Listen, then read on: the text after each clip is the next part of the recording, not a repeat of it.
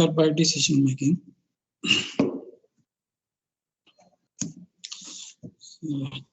These were covering under the various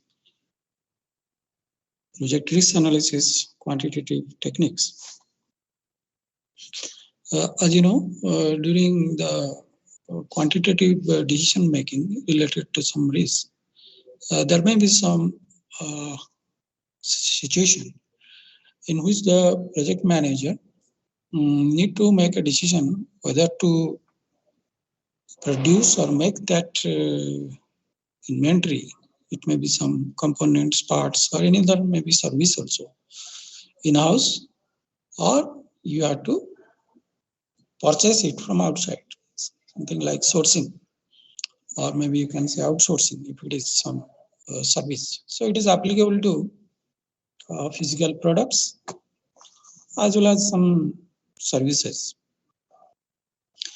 So during the risk analysis, this make or buy decision making is considered as a quantitative approach, which may help the project manager to arrive at a economically viable solution.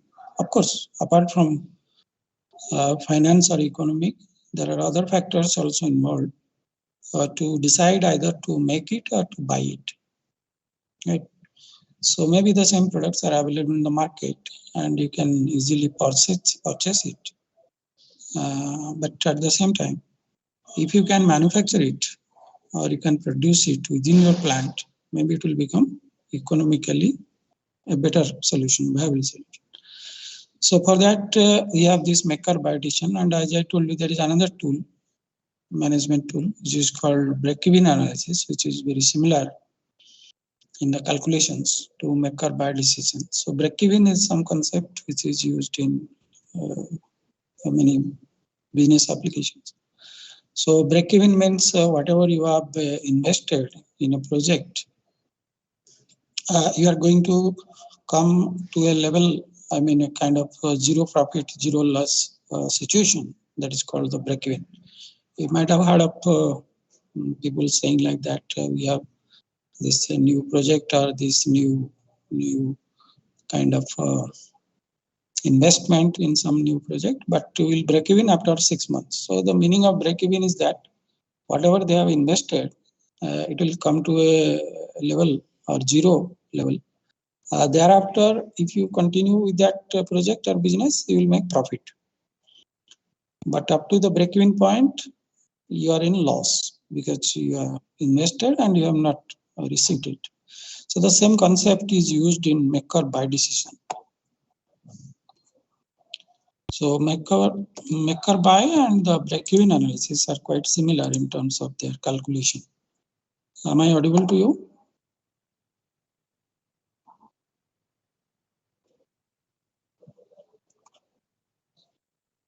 Okay.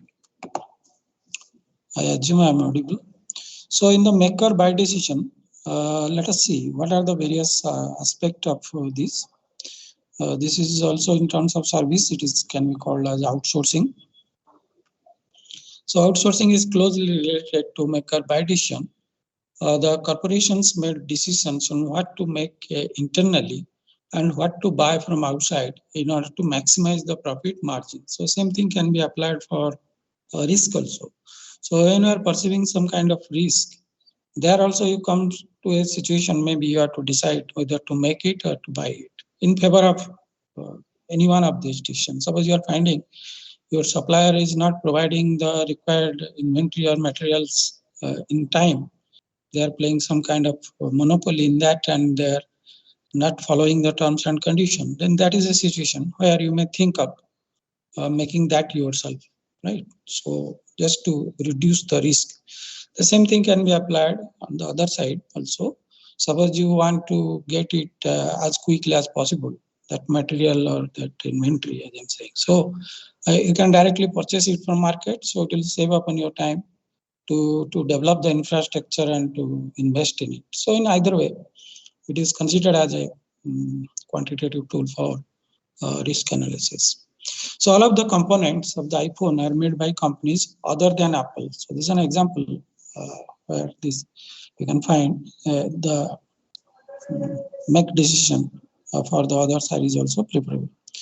In an automobile industry, for example, the typical car contains more than 10,000 components, and so automobile firms constantly face make or buy decisions, right? Suppose a typical car contains around 10,000 components, so don't expect that the original equipment manufacturer, the OEM, as you call it, they are not going to produce all the 10,000 components, right? It is not possible. The reason is that you need huge investments if you want to produce each and every component. So you have to produce the spark plugs, you have to produce the bulbs, you have to, means there are many such components for which you need investments. Rather than that, you will prefer to purchase some of the components and keep some of the core components to be produced by yourself. And even there are many companies who do not produce anything at all. They simply work as a assembling unit. So whatever the case may be, in projects also the same thing happens, that whether you are going to buy that from the market or you are going to make it. There's another example you can see. This Ford buys truck, automobile seats as well as other components and individual parts from various suppliers and then assembles them at Ford factories. So it is applicable to most of these auto companies. With each component, Ford must decide if it is more cost effective to make that component internally or to buy. So if you will consider only the cost aspect, right? So there must be a threshold value, a limiting value, beyond which if you need, then maybe it is better to make it. Okay. Let me give you a very, example which you can relate upon. Suppose someone is going to invite some guests to his house for a small party, let us say 15 people, right? So in that case, he may think that I will get the food packets and all the treatment requirements from the nearby restaurant or eateries. So because only the number of guests is 15. Now suppose there is another function in which the number of guests are, let us say, 150. So in that case, now there may be a dilemma that whether to purchase for all the 150 guests from the restaurant, or it will be better to make it. So we all experience this. For big functions and parties, we prefer to prepare or make the items nearby or under your control. The same thing applies. The same thing applies to industries also, businesses also, projects also.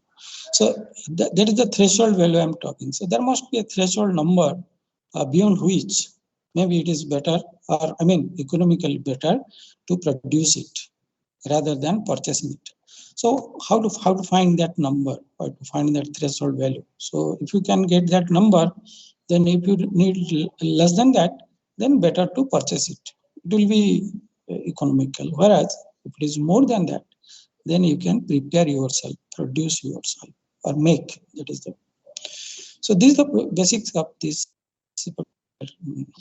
concept. Right. So the decision applies to both goods and services. As I said, it's not necessary that always you will talk in terms of goods or physical goods. It may be services also, right? Any kind of service. So these projects or these companies, they also outsource their services, be it security service or any other financial service or any other research and development service. One can outsource that to third parties. At the same time, if they can develop that service in-house, that also a kind of make. So always there will be a kind of dilemma between make or buy, and one has to take the decision. So that is also applied to any projects also, because project for certain time works as a full organization. All the functions of that organization you can also see in a project. So the same things happen. The project manager has to make the decisions, whether to develop that services in-house, or we have to outsource that. So if they have to make it in-house, then it needs some investment, right? Just think of preparing the foods yourself. You need some investment, right? You have to purchase all the materials. You have to prepare all the I mean, you have to arrange for all the cooks and all that. So that is investment compared to directly going to market and purchasing. The same thing is applied here. All right. So this is the concept. So from where else check? Okay, so it is applied to both goods and services. So businesses compare the cost and benefits of producing the goods or services within the company and the cost and benefits of getting an outside supplier to supply the goods and services into consideration. That is the buy part, the latter one. The value here must include all the fees associated with manufacturing. Suppose you are trying to make it, so you need some investment. So what are the capital investment for manufacturing, like material, labor, cost of machinery, right? You need to have a machine for that because you are going to manufacture yourself. Company space or shop floor space, materials, labor, you have to hire people for that. So that is the initial investment, right? Then of course storing, taxes, etc., and transportation. And the corresponding benefits must include benefits in terms of increased margin, right? Because see, when you are producing in a huge number, you will also benefit from the margins that the suppliers used to get. Now you are yourself producing. So there is something called economies of scale, right? Economies of scale is a term which is used in many such management practices where when you are producing something in a huge number, you'll get some benefit, right? You'll get some benefit. For example, suppose you are preparing visiting cards, let us say, right? You are printing visiting cards. So you go and talk to the person printing press, and they will say, if you'll ask for 50 cards, this is the price per card. If you ask for 100 cards, this is the price per card. Likewise, if you'll go on increasing the number of cards, or be it any kind of printing cards or things like that. So if you go on increasing that number, you'll find that the per piece cost is going on decreasing. The reason is that this is called economies of scale. So when you are doing a business at a large scale, so you are in a better position to accumulate the profit from individual components, individual products that you are selling. The same thing applies in this case also, right? For example, companies like Amazon, so they can play with their margins, and they can, the other small sellers cannot compete with them because of the economies of scale. So the per day transaction is so huge that they can reduce the cost a bit for each product, still they can make profit. And that is the concept behind the economies of scale that is happening. So when you are producing yourself and in a large number, so you will also get benefited. It is not for when you are purchasing it as in a per piece kind of count. Okay, so these are the things.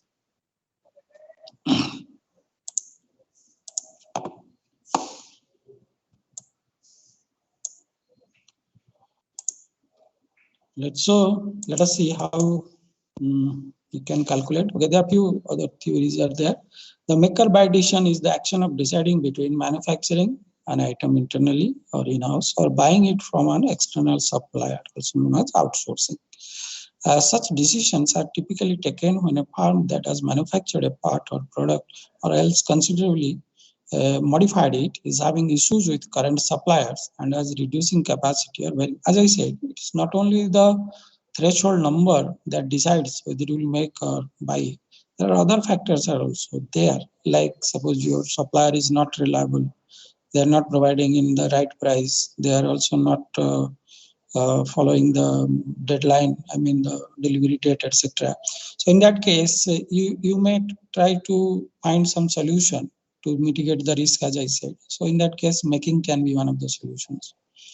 So vertical integration provides its own set of advantages. An integrated company depends less on its suppliers and can be certain of a smoother flow of materials and parts for the manufacturer than a non-integrated company. See here something where to what extent you are depending on your value chain from your suppliers, right? So vertical integration means you are adding the same products which your suppliers are supplying to you in your own plant, right? So you are reducing the reliance on your suppliers, right? So you are becoming independent. So that is vertical integration. In addition, some companies believe they can manage quality better by manufacturing their own parts. That can be another factor, right? Quality. Right? Suppose you are not satisfied with the quality of your products you are getting from your suppliers. You are sure that you can produce better quality products. So ultimately, it is going to your finished product, and if it is not of good quality, it is getting hampered. See, customer is not knowing that who is your supplier and why it failed. You are answerable, for example, for a vehicle or auto product. So suppose some component failed, the customer will blame you as a manufacturer, not the supplier. So these are some situations where one has to decide in favor of making it themselves. Okay, so quality, cost, as well as reliability on the suppliers. So these are the factors. So there are some more factors which are in favor of manufacturing in-house, that is make. Quickly, I will go through need for direct control over manufacturing and quality. As I said, you will make yourself, so you have a direct control. You can monitor the progress. You can change the material input, the precision, accuracy, and everything during manufacturing, and that will give a better quality because you have the full control, direct control over manufacturing. Compared to when you are purchasing from outside, you cannot change the features, you cannot change the specification because you are buying from outside, right? So you have direct control. Of course, cost. So if you are producing beyond that threshold number, break-even number, then of course you will be profitable because you are producing in high numbers. Okay. So cost less to make the part. As I said, more the number, the per piece cost will be less. Improved quality, no competent supplier. Suppose you are finding the suppliers to be competent and reliable. So that is another factor. Quantity too little to interest a supplier. Sometimes the order you are placing to the supplier is less, and that makes the supplier to be less interested also. That may be a case, right? So in that case, you have no other way. You have to produce. Although the number may be less than that threshold number, but the supplier is not interested because your order quantity is less. So these are the factors. Design secrecy is necessary to protect proprietary technology, right? Suppose you need, you are using a component in your product which contains some kind of IPR, some kind of patent, some kind of design secrecy, right? So in that case, there is no other way. You have to produce it because you cannot, or you are not like to share it with some other supplier or vendor. So in that case, to keep that patent with yourself, you can produce. Control of transportation, lead time, and warehouses expenses. So when you are purchasing from outside, there will be transportation cost, right? There will be lead time. Lead time means your delivery time will be affected. Maybe if it is coming from a long distance, there will be some kind of warehousing expenses. So you can do away with it if you are going to manufacture it. Political, environmental, and social reasons. Yes, these are also very important, right? So with changing political and environmental and social setups in the market, so maybe you are bound to produce it. Suppose you used to get some components from China. Now there is certain changes are there in the market, in the global order, and you are not able to get it from China. Just hypothetically, I'm saying. So what will happen? So are you going to stop your whole production because of some component, or you will try to manufacture it, right? So same thing. As you know, recently Indian government is encouraging people to come forward to manufacture these chips for auto components and all other display units. So Vedanta is also doing some tie up with Foxconn, and all these things you can explore. The reason is that there is change in social order, there is change in global order, and that makes one to manufacture itself. You cannot completely rely on the supplier for every time. So that is the thing. Productive utilization of excess plant capacity to assist with observing fixed overhead. So this is another factor. Suppose you have already some plant capacity, so why not to use it, right? Instead of purchasing from outside, sometimes you can use your own plant capacity which is existing, so that you can save upon your fixed investment for a new plant. So that is another factor. Greater guarantee of continual supply, of course, because the whole production is in your control. So you are in a better position to continue your supply. You are not relying on external suppliers, right? Okay, can you hear me now? Am I audible to you? Just checking.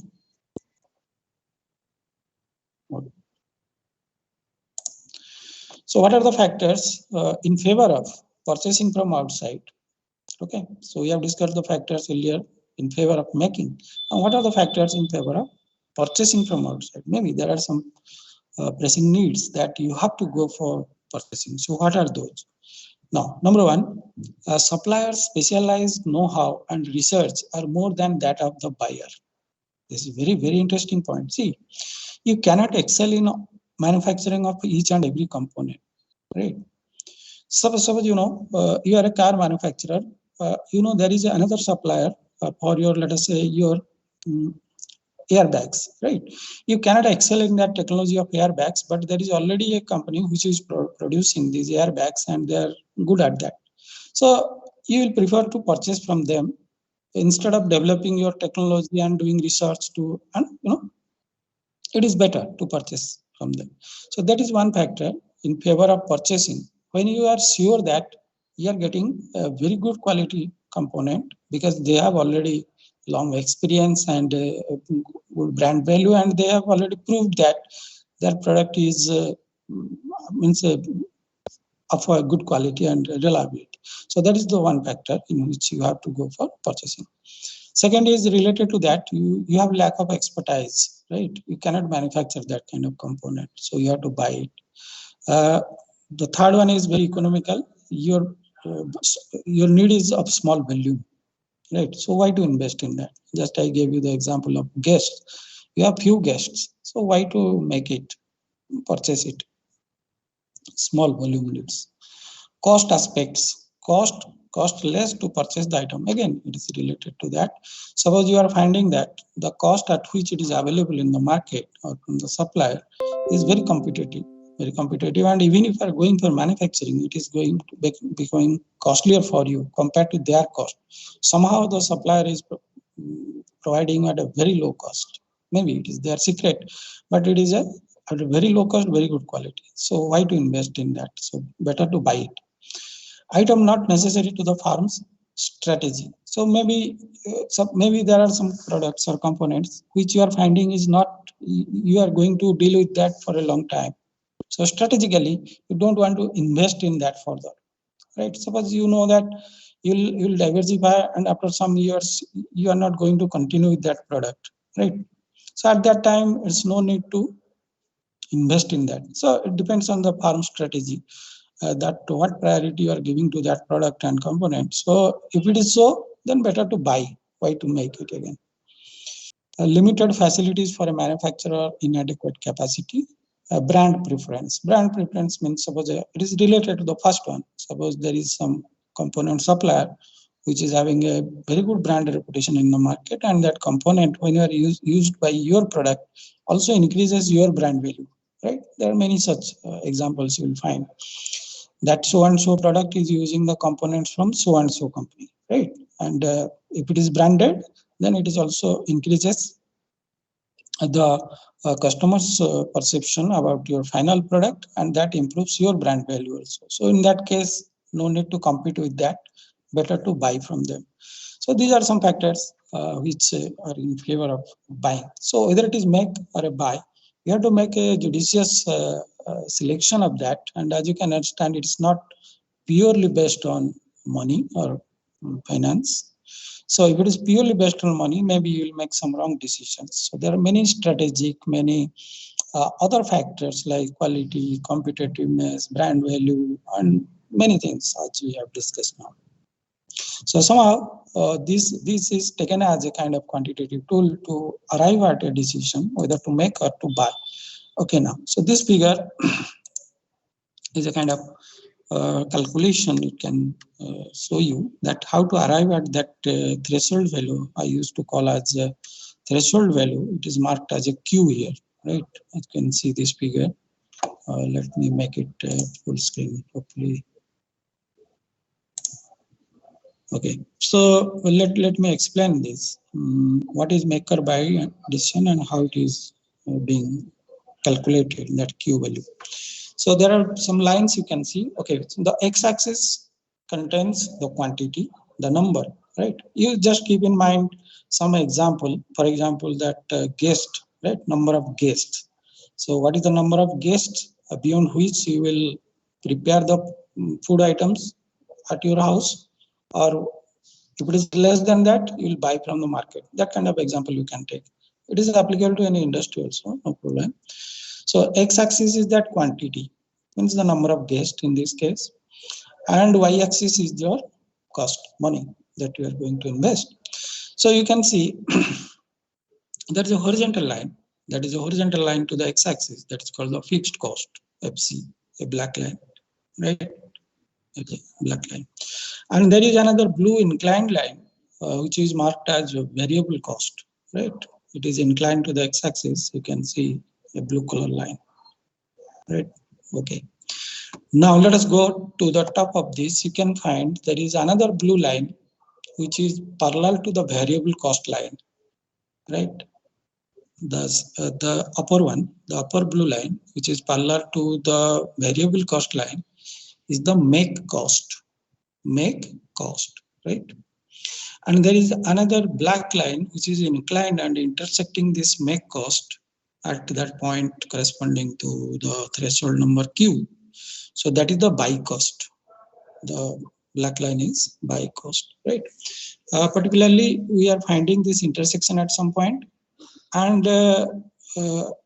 towards the left of that point, right, it is marked in a red color zone, and that is marked as buying is better.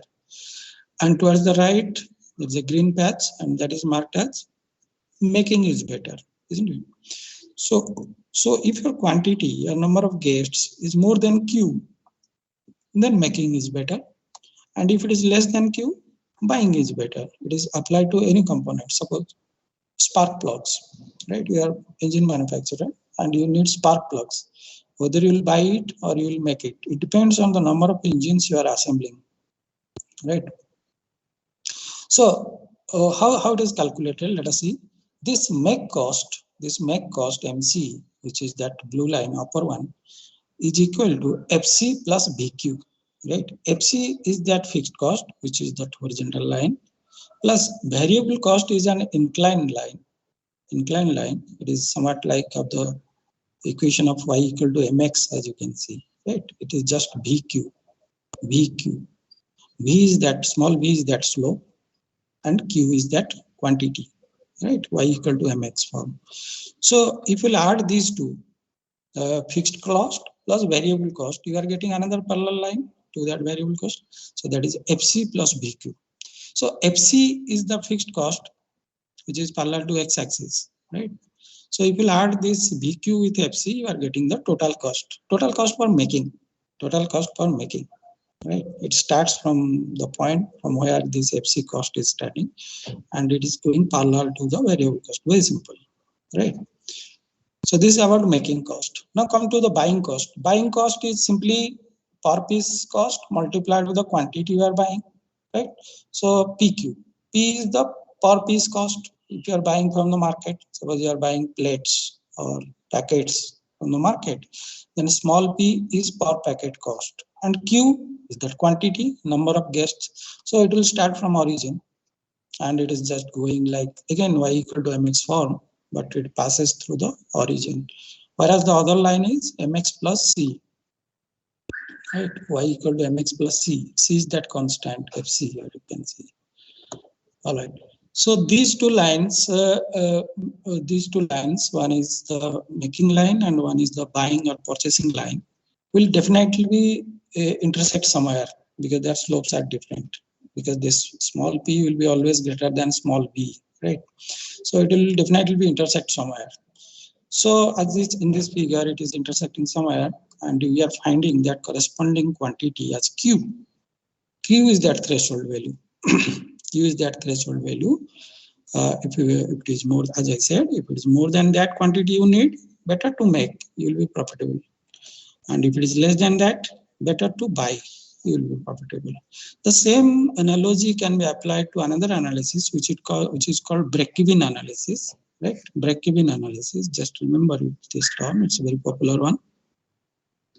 So in break-even analysis, also the same thing happens. When you are starting a new investment in a project or developing a product, right? Anything, so you need to have some fixed cost, right? Initial investment. Then there will be some overhead cost. Overhead cost means it depends on per item, means the numbers you are manufacturing. For example, material cost or maybe power consumption, everything which proportional to the numbers you are making, right? So that is the small v, right? Variable cost. Because it is proportional to the numbers you are making. More the numbers, it increases. As you can see, it's inclined line. More the Q, the variable cost is more, BQ. Whereas FC is independent of quantity. Whether you manufacture or not, you are making initial investment. Suppose you have purchased machines, you have developed your plant, but you are not manufacturing. Still, it is invested, FC, right? You manufacture, you use the machine or not, that is invested, right? So that is it. So in break-even analysis, also the same analogy goes, and you will have initial investment FC and a variable cost also. Then you will have this line, that is the total manufacturing cost, right?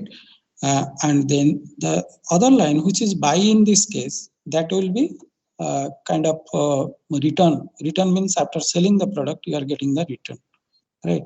So again, there you will find that there will be intersection, and corresponding to that quantity is called break-even quantity, right? When you will sell more than that break-even quantity, then you will make profits. So that this green patch will be called as profit zone, and this red patch will be called the loss zone, because until and unless you cross the break-even point, you cannot reach to the profit zone. So you might have seen interview from some CEOs or MDs regarding their new products and everything. They will say like that, okay, we have invested this much crores in this new car project, and we hopeful that within next 6 months we'll break even. The reason is that for the next 6 months when they are selling, they are still in the loss zone. And after 6 months, they hopeful that they will cross the break-even quantity Q in their sales figure. So when that happens, they will go to the profit zone. Thereafter, they will continue to gain profit and profit. Okay. So they are very similar analysis. So this break-even and this make-or-buy decision are the quantitative analysis, which depending on your problem situation in a project can help you to make judicious, of course it is completely financial consideration only. There is no other factor involved. It is only costs and your capitals being invested, right? So how to find the Q? So if we equate these two, right? These two lines are intersected here. So when you equate these two, so you can just write PQ equal to FC plus BQ, right? PQ equal to FC plus BQ, right? Then bring the FQ to the other side and take Q common. So Q into P minus V equal to FC. So Q equal to FC divided by small p minus small v, right? Where FC is the total fixed cost involved in the project for your manufacturing or making or preparation, divided by per piece cost of the product or service minus per piece variable cost. Right? So that is simply give you the threshold quantity Q. Is it understood?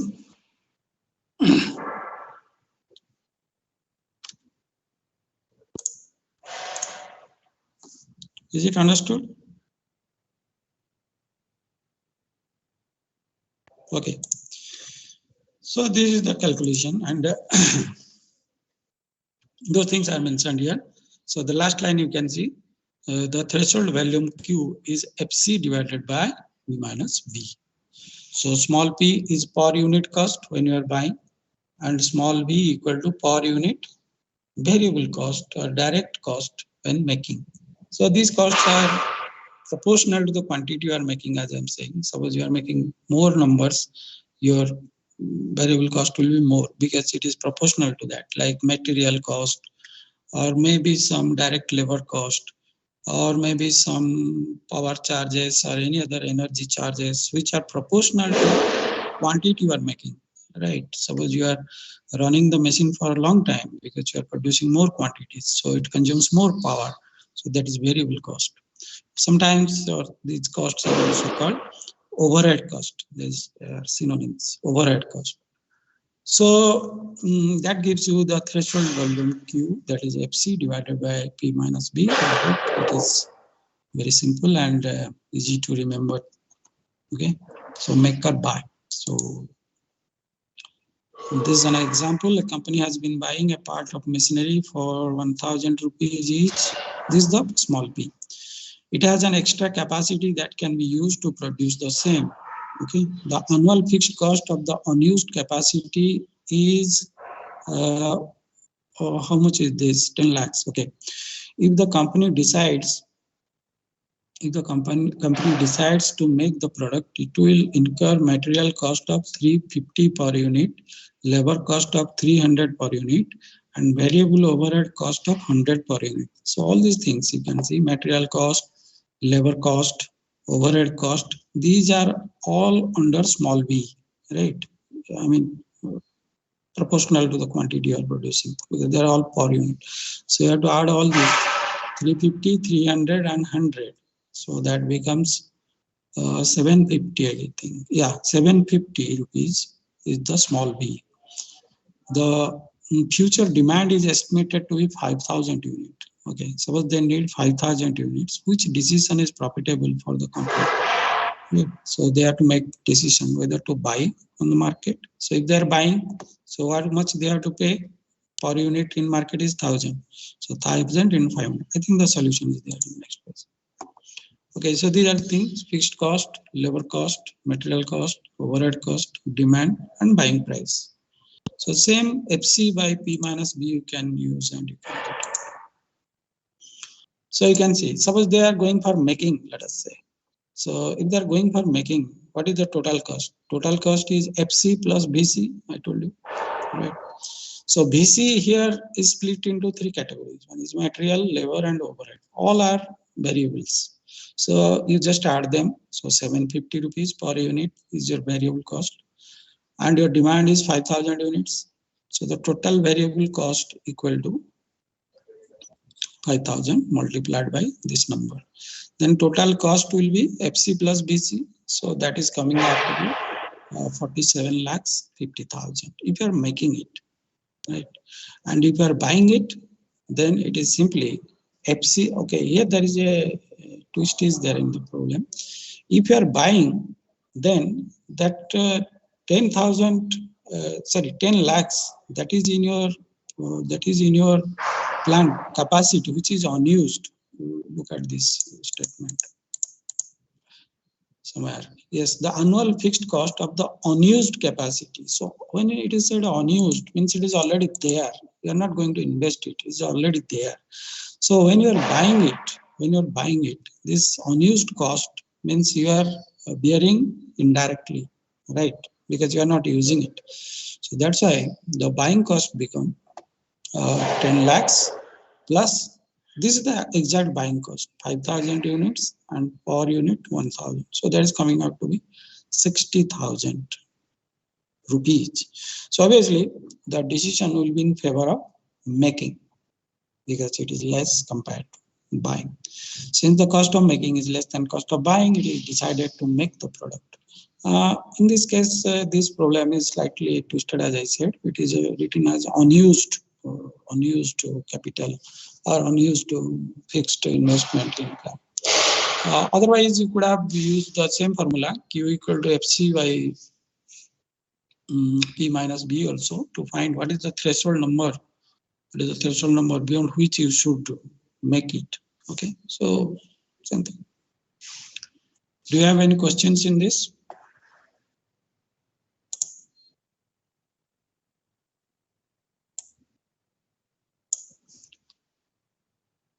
Okay. Very good.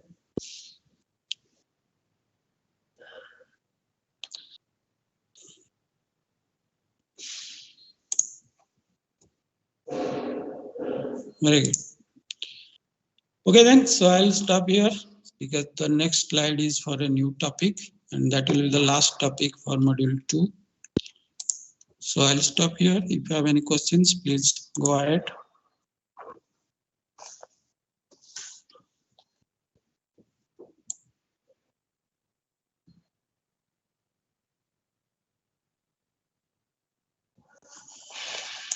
There are only 62 persons now in the class.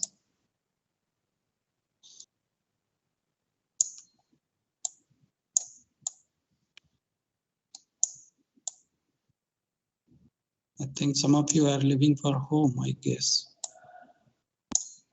Nearby persons. Maybe. Okay then, so I'll stop here.